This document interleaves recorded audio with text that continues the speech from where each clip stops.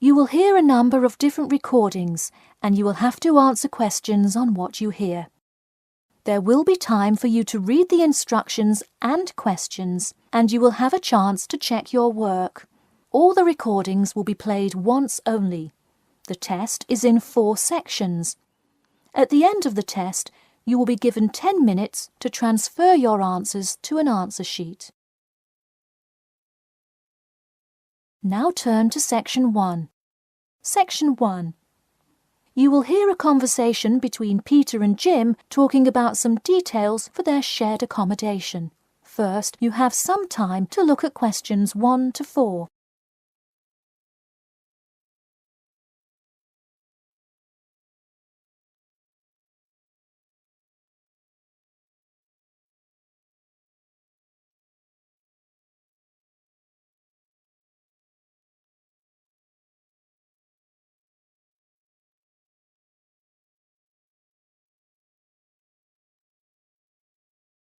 You will see that there is an example which has been done for you. On this occasion only, the conversation relating to this will be played first. Hey Jim, it's Peter. Oh hey Peter, what's up? I thought I'd call so we could hammer out the details for next year's lease. Peter says that he wants to hammer out the details for next year's lease with Jim. So, lease has been written in the space. Now we shall begin. You should answer the questions as you listen, because you will not hear the recording a second time. Listen carefully and answer questions 1 to 4. Hey Jim, it's Peter. Oh hey Peter, what's up? I thought I'd call so we could hammer out the details for next year's lease. That's a good idea. Did we ever decide on how to split the total rent? Well, I was thinking, since my room is bigger, I probably should pay a little more. So I could pay £110 and you could pay £80. Does that sound okay? Considering that my old apartment cost me £100 for a smaller room, I'm definitely all right with that. Hey, I was looking at a map of the area and can't seem to find a bus stop near it. Do you know where we would catch the bus? Well, the bus is actually pretty far from us, but we have that garage that we can park our cars in.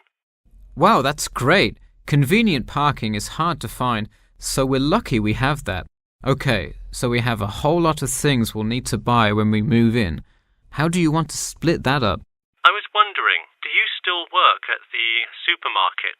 Yep, every Tuesday and Saturday. Would you be able to buy things from there if I sent you a shopping list? Sure, I can do that. Great. Then I can take care of whatever else we need that you wouldn't get at a supermarket. If you want, I'll pick you up from work that day and we can go to the apartment together. Oh, that would be great, thanks. No problem. That way we can split the cost of petrol. Works for me. It's so expensive these days, isn't it? It's downright obscene.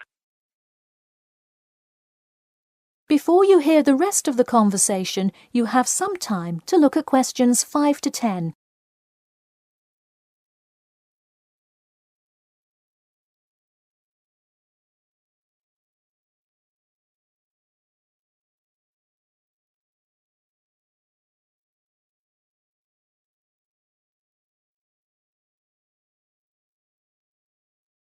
Now listen and answer questions 5 to 10. So let's figure out what appliances we need. Do we have a microwave? Yes, the landlord's providing that for us. Hey, do you still have that space heater, though? We need one for the kitchen since it's not connected to the central heating. All right, I'll bring that. Anything else? Well, I have some dining room and living room furniture I can bring, so that should take care of most of the big stuff. You know what we do need, though? Could you bring a toaster? I actually don't have one. It doesn't come with the microwave. No, the landlord is only supplying the microwave. It would really help if you could bring one. Okay, I'll pick one up at the store. You know, I also have this cool antique rotary phone that would be a cool addition to the apartment, sort of as decoration and utility. Oh, cool. The only thing is, we'd have to put it in the kitchen unless you want it in your room. Why not put it in the living room? The living room's too loud to have a phone conversation. The noise sort of carries, so if one person is trying to watch TV or have friends over, the person on the phone won't be able to hear. Okay, well I guess kitchen it is then. Any other big things we need? That seems like everything. That's all I can think of. And of course, move-in is June the 1st. I can't wait. We'll be able to watch the big game in our new apartment. It's going to be awesome. Yeah, we can move in the morning, and then Friday night we can sit back and cheer on Liverpool. I have an exam in the morning, but we'll be done around 11 a.m. and can move in after. Wait, Liverpool? You're joking, right? I thought you were a Manchester United fan. Man U? No way. Liverpool all the way. Oh no, I don't know if I can live with a Liverpool fan. That is the end of section 1. You now have half a minute to check your answers.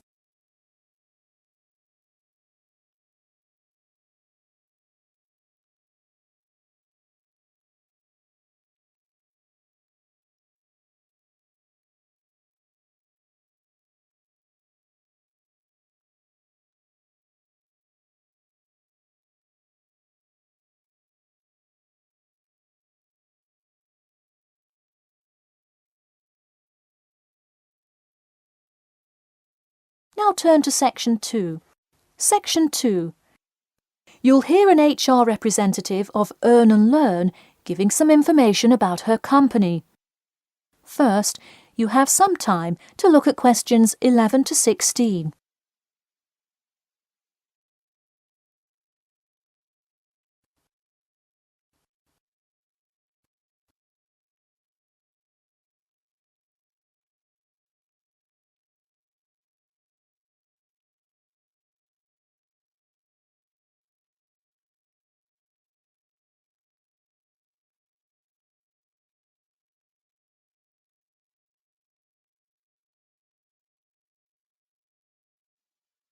Now listen carefully and answer questions 11 to 16.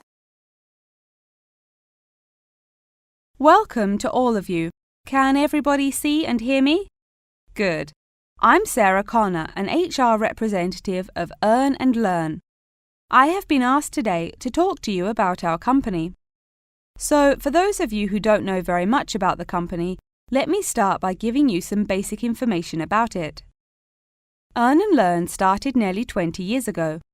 It is not a charity but a for-profit company that enables promising entrepreneurs to make money while traveling. During the past 10 years, it has grown rapidly and has gained great influence in most countries of the world. We have a partnership with the school and take a large number of recent graduates from the business school. So, if you are a recent graduate, I'd say you can consider applying to our company. Before your application, you might be curious about what sort of places you could go to. There are 4 main locations, but you also have the freedom to submit a different location, and if they can make the necessary arrangements, you can go. The first country Earn and Learn established locations was the US, where you may choose from multiple locations, as long as you can commit to their more rigid schedule of August to December. Also, you could do the Australia internship. That one is really cool. You work at a wildlife shelter and learn about the business practices of non-profit organizations. You do have to be willing to commit 8 months for that one, though. Perhaps that's a long time to be so far away, but I would say it is really an amazing opportunity. I don't know whether some of you are in decent physical shape. If so, the South Africa internship is another exciting one. You learn a lot about sustainable farming, but you would be doing some of the manual labor involved in maintaining a farm. Indeed, it's hard work, but I think you would definitely be able to do it. It may be wise to wait until after their summer is over, so it's not so terribly hot. In addition, there is a most recently established location in India. This one gives you more of a study abroad feel, given that they arrange a host family for you to stay with. In the other locations, You live in an apartment with other interns, so this is definitely a unique experience. Before you hear the rest of the talk, you have some time to look at questions 17 to 20.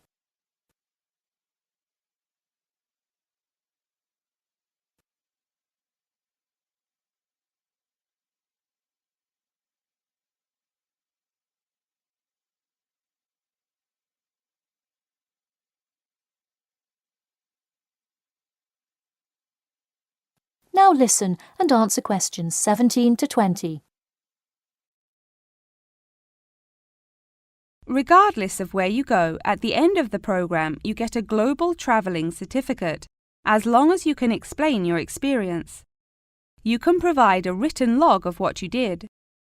I recommend writing journal or blog entries about what you do every day, or a weekly summary of each day.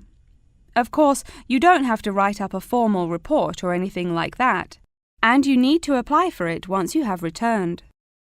Some students may want to know whether this is a paid internship. Actually, you have to pay for the flight there yourself. But you have the opportunity to create your own small business, which could earn you money if it's successful. So basically, you pay for it all up front, but when you're there, you can find ways to make money. That is to say, you pay for 2/3 of the cost up front as a deposit, and then give the final instalment 1 month prior to your return.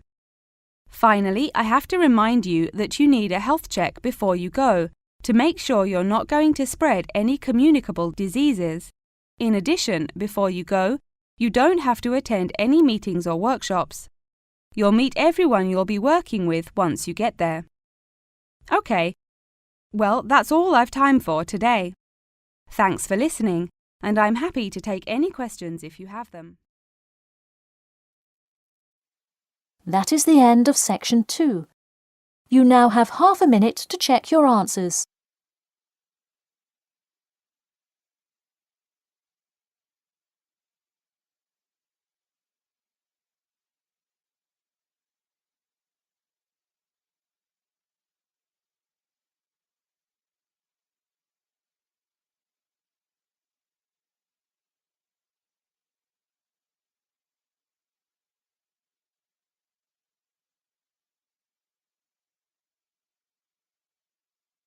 Now turn to section 3.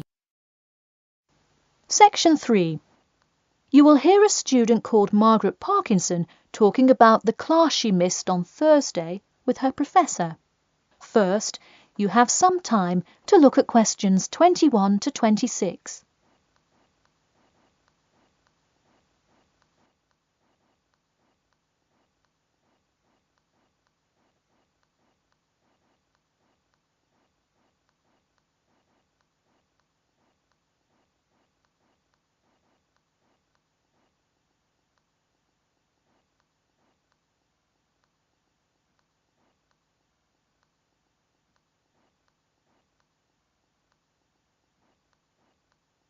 Now, listen carefully and answer questions 21 to 26.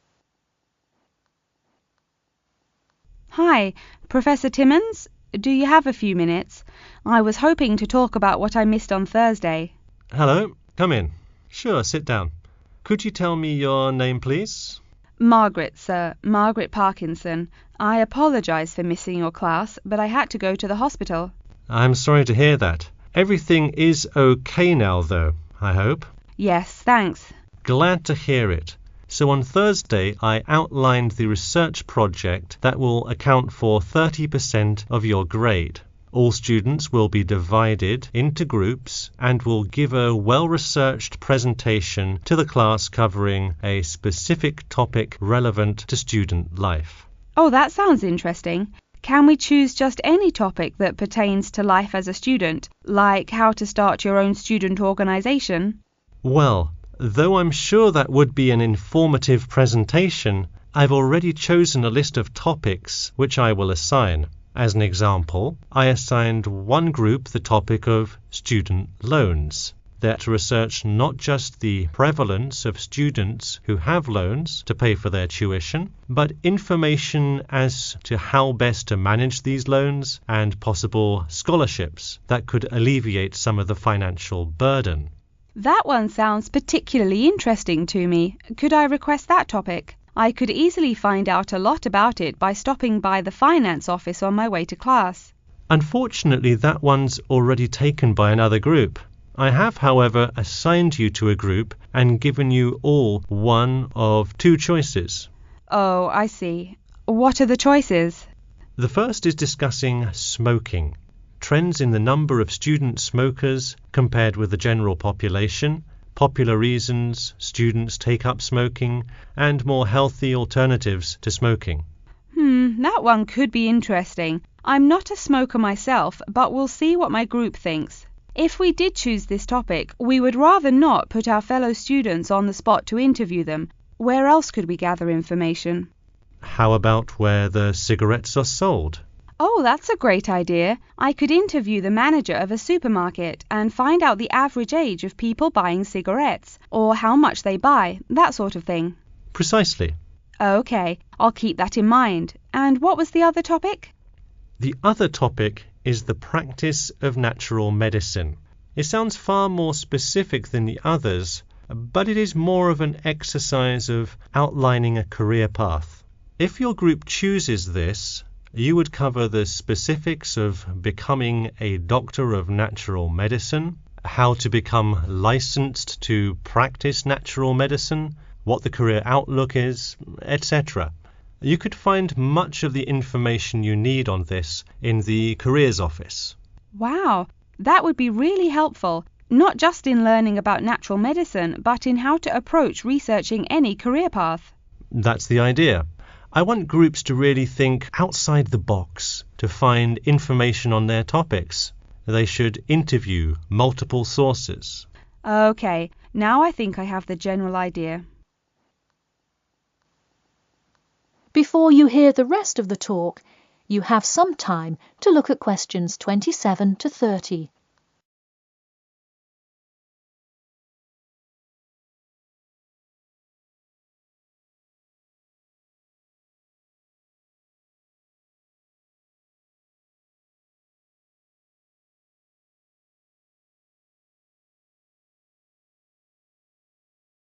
Now, listen carefully and answer questions 27 to 30. When is the presentation due? I expect each group to send me an email attachment of the plan ahead of time by October 10th, so that I can ensure that you are on the right track. Oh, that's actually really reassuring. I would hate to spend so much time on a presentation only to find we had taken it in the wrong direction. So when is the presentation? I let groups choose from the list of time slots I have between November 1st and November 5th. Okay, how about the 3rd? I'll have to check with my group, of course, but maybe we could write a tentative time? Sure, let me take a look. I'm actually booked completely through the 3rd and 4th now. How about sometime in the afternoon of the 5th? Great, how about 2 o'clock? No problem. I'll pencil your group in. Okay, thanks. And to clarify, what exactly is due in the first phase? Before the October deadline, I want your group to have compiled resources and then to provide some initial data analysis to support your claims. Okay, so data analysis is due the 10th of October, and then the Presentation? Yes. The final phase is simply giving the presentation on the 5th of November. All right, I think I have all the information I need. Thanks. You're welcome. See you in class tomorrow. That is the end of section 3. You now have half a minute to check your answers.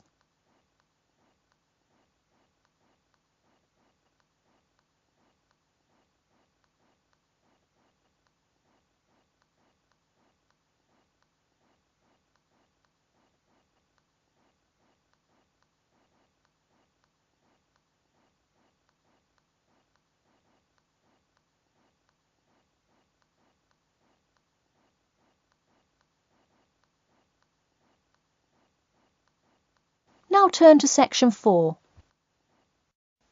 Section 4. You will hear an introduction about an eco-friendly building called the Gherkin. First, you have some time to look at questions 31 to 40.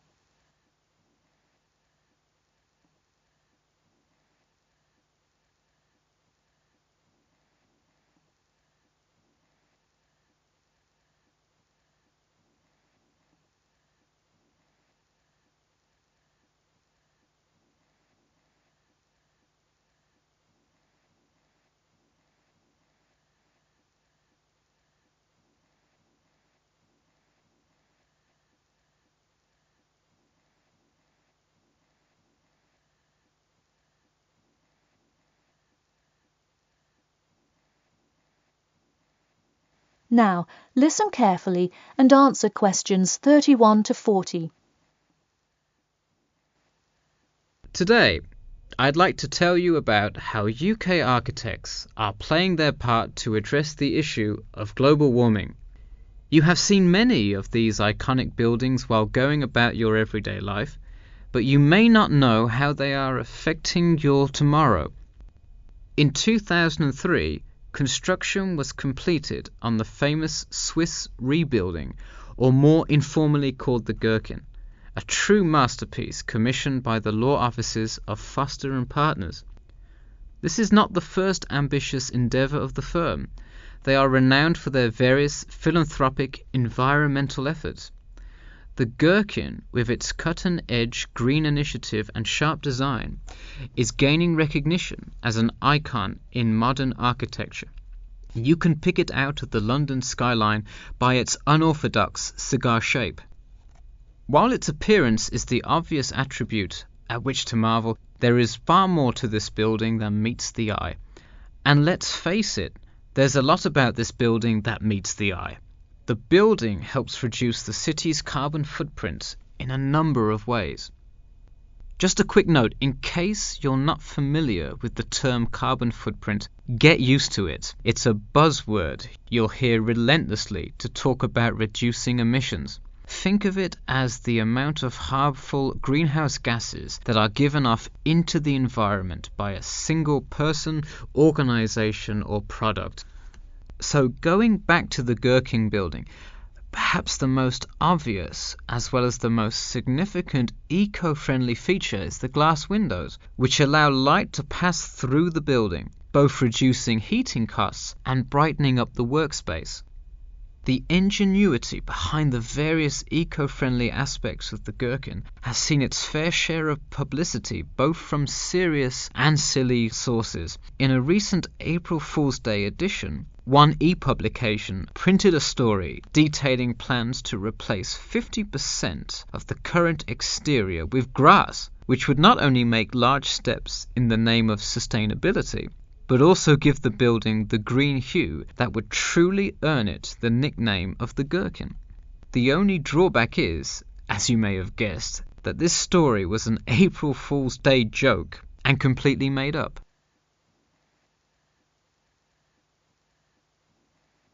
In all seriousness though, the building is setting a new standard of design that other architects and city planners just cannot ignore. The building's bold and cost-efficient design has won a number of architecture awards, including the Sterling Prize, the London Region Award, and the Empress Skyscraper Award, among others. The design comfortably accommodates a large number of offices, while keeping maintenance and operation costs down, striking a superb balance between nature and the workplace. Nature is well and good, as long as the weather is nice outside. Given London's notoriously bad weather, the architects knew they must devise a quality temperature regulation system, and that they did. A special system designed to reduce the building's reliance on air conditioning was devised that cuts consumption in half compared to standard office buildings. There are atria that link each floor vertically to one another, forming spiraling spaces up the entire building. They serve not just as social common spaces, but also act as the building's lungs, distributing clean air from the opening panels in the facade through the entire building. The building isn't all business though. It has its fair share of fun as well. At the very top, a club room offers a picturesque entertainment spot for company functions, private parties, etc., with a breathtaking panoramic view of the city. The creation of such an innovative structure has many wondering what the future of urban planning and architecture may be. Well, if the other projects currently commissioned by Foster and Partners are any indication, the entire city constructed with similarly eco-friendly buildings is not far in the distance. The Masdar City development aims to create a desert city that produces zero waste and removes as much carbon dioxide from the atmosphere as it puts in, a huge feat in protecting our Earth. The Gherkin is a truly impressive feat, yet it is not the only one worth noting. Now to move on to another green initiative, I'll tell you about the Eden Foundation building found in Cornwall. That is the end of section 4. You now have half a minute to check your answers.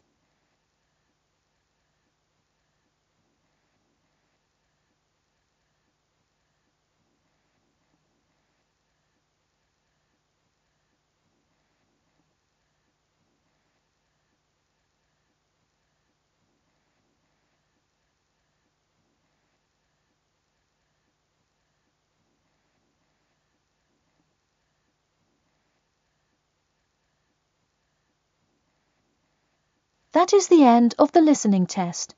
In the IELTS test, you will now have 10 minutes to transfer your answers to an answer sheet.